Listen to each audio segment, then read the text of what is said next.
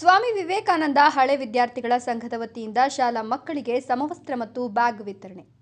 ಗೌರಿಬಿದನೂರು ತಾಲೂಕು ನಗರಕೆರೆ ಹೋಬಳಿ ವಾಟದ ಹೊಸಹಳ್ಳಿಯ ಸರ್ಕಾರಿ ಪ್ರಾಥಮಿಕ ಶಾಲೆಯಲ್ಲಿ ದಿನಾಂಕ 13/9/2025 ಶನಿವಾರದಂದು ಬೆಂಗಳೂರಿನ ಸ್ವಾಮಿ ವಿವೇಕಾನಂದ ಹಳೆ ವಿದ್ಯಾರ್ಥಿಗಳ ಸಂಘದ ವತಿಯಿಂದ ಮಕ್ಕಳಿಗೆ ಸಮವಸ್ತ್ರ ಮತ್ತು ಬ್ಯಾಗ್ಗಳನ್ನು ವಿತರಿಸಿದರು. ಈ ಸಂದರ್ಭದಲ್ಲಿ ಸ್ವಾಮಿ ವಿವೇಕಾನಂದ ಹಳೆ ವಿದ್ಯಾರ್ಥಿಗಳ ಸಂಘದ ಅಧ್ಯಕ್ಷರಾದ ಹರೀಶ್ ಬಾಬು ಮಾತನಾಡಿ, ನಾವು ಕೂಡ ಒಂದು ಹಳ್ಳಿಯ ಸರ್ಕಾರಿ ಶಾಲೆಯಲ್ಲಿ ಓದಿ ಈ ದಿನ ನಾನು ಹೈಕೋರ್ಟ್ ವಕೀಲರಾಗಿ ಸೇವೆ ಸಲ್ಲಿಸಿದ್ದೇನೆ. ಸರ್ಕಾರಿ ಶಾಲೆಯಲ್ಲಿ ತುಂಬಾ ಬಡ ವಿದ್ಯಾರ್ಥಿಗಳು ಇರ್ತಾರೆ.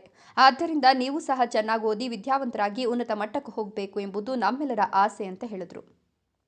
ಅದೇ ರೀತಿ ಸ್ವಾಮಿ ವಿವೇಕಾನಂದ ಹಳೆ ವಿದ್ಯಾರ್ಥಿಗಳ ಸಂಘದ ಸದಸ್ಯರಾದ ನಂದನ್ ಮಾತನಾಡಿ, ನಾನು ಇದೇ ಶಾಲೆಯಲ್ಲಿ ಓದಿದ ಹಳೆ ವಿದ್ಯಾರ್ಥಿ. ಈ ದಿನ ನಾನು ಎಂಜಿನಿಯರ್ ಆಗಿದ್ದೇನೆ. ನಾವು ಬಡ ಮಕ್ಕಳಿಗೆ ಸಹಾಯ ಆಗಬೇಕು ಅಂತ ಈ ಸಮವಸ್ತ್ರ ವಿತರಣೆ ಕಾರ್ಯಕ್ರಮವನ್ನು ಆಯೋಜನೆ ಮಾಡಿದ್ದೇವೆ ಎಂದರು. ಇದೇ ವೇಳೆಯಲ್ಲಿ ಬಂದಿದ್ದಂತಹ ಎಲ್ಲ ಗಣ್ಯ ವ್ಯಕ್ತಿಗಳನ್ನ ಶಾಲಾ ವತಿಯಿಂದ ಸನ್ಮಾನಿಸಲಾಯಿತು.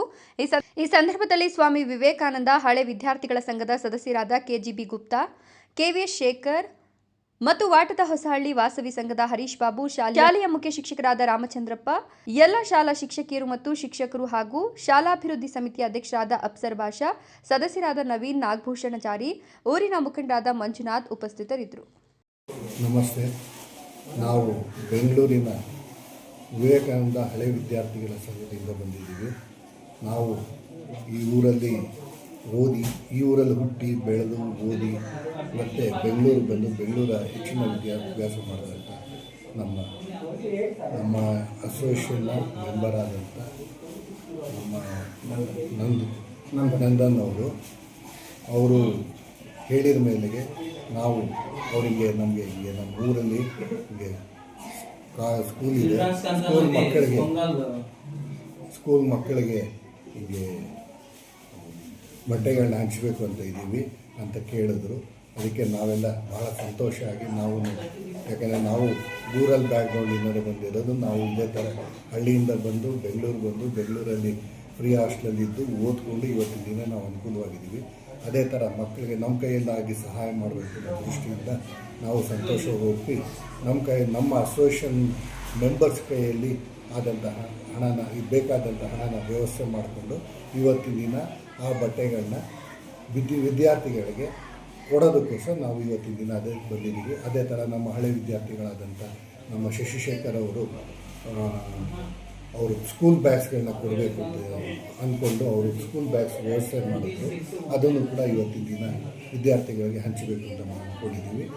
ಇದು ನಾವು ವಿದ್ಯಾರ್ಥಿಗಳಿಗೆ, ಇಲ್ಲಿ ಸರ್ಕಾರಿ ವಿದ್ಯಾರ್ಥಿಗಳಿಗೆ ಗೊತ್ತಿರೋ ಹಾಗೆ ಭಾಳ ಬಡ ವಿದ್ಯಾರ್ಥಿಗಳು ಬರ್ತಾರೆ ಅಂತ ಗೊತ್ತು. ಅವರಿಗೆ ನಾವು ಈ ಥರ ಸಹಾಯ ಮಾಡಿದ್ರೆ ಅವರಿಗೆ ಅನುಕೂಲ ಆಗುತ್ತೆ ಮತ್ತು ಅವ್ರ ತಂದೆ ತಾಯಿಗೂ ಸ್ವಲ್ಪ ಬರ್ಡನ್ ಕಡಿಮೆ ಆಗುತ್ತೆ ಅನ್ನೋ ದೃಷ್ಟಿಯಿಂದ ನಾವು ಅವರು ನಮ್ಮಂಗೆ ಓದು ಮತ್ತು ಇದೇ ಥರ ನಮ್ಮಂಗೆ ಅವರು ಬೆಳೀಲಿ ಅನ್ನೋ ಉದ್ದೇಶದಿಂದ ನಮ್ಮ ಕೈಲಾದಂಥ ಅಳಿಲು ಸೇವೆಯನ್ನು ನಾವು ಈ ಮೂಲಕ ಮಾಡಬೇಕು ಅಂತ ತೀರ್ಮಾನ ಮಾಡಿ ಇವತ್ತಿನ ದಿನ ನಾವು 4 ಜನನು ಇಲ್ಲಿಗೆ ಇದನ್ನು ಕೊಡಲಿಕ್ಕೋಸ್ಕರ ಬಂದಿದ್ದೀವಿ. ಸರ್, ಇದೇ ಮೊದಲು ಸ್ಕೂಲಾ ಇಲ್ಲ ಬೇರೆ ಇಲ್ಲ ಮುಂಚೆ ಎಲ್ಲಾದರೂ ಇಲ್ಲ, ಲಾಸ್ಟ್ ಇಯರ್ ಇದೇ ಸ್ಕೂಲಲ್ಲಿ ಕೊಟ್ಟಿದ್ವಿ. ಅವಾಗ ನಾವು ಬಂದಿರಲಿಲ್ಲ. ಈ ಸಲ ಅದನ್ನೇ ಕಂಟಿನ್ಯೂ ಮಾಡ್ತಾ ಇದ್ದೀವಿ. ಪ್ರತಿ ವರ್ಷವೂ ನಾವು ಅಂದ್ಕೊಂಡಿದ್ದು ಇದೇ ಥರ ನಮಗೆ ಪ್ರತಿ ವರ್ಷವೂ ಕೊಡಬೇಕು ಅಂತ ನಾವು ಅಂದ್ಕೊಂಡಿದ್ದೀವಿ. ಕೊಡೋಣ ಅಂತ ತೀರ್ಮಾನ ಮಾಡಿದ್ದೀವಿ. ನಾನು ನಂದನ್ ಅಂತ, ನಾನು ಇದೇ ಊರಿನಲ್ಲಿ ಹುಟ್ಟಿ ಬೆಳೆದವನು. 17 ವರ್ಷದ ನಂತರ ಊರಿಗೆ ಬಂದಾಗ ಇಲ್ಲಿ ಪ್ರಾಂಶುಪಾಲರನ್ನು ಮೀಟ್ ಮಾಡಿದ್ದೆ. ಆಗ ಅವ್ರು ಇದ್ಕೊಂಡು ಮಕ್ಕಳಿಗೆ ಏನಾದರೂ ಸಹಾಯ ಮಾಡಿ ಸರ್ ಅಂತ ಹೇಳಿದರು.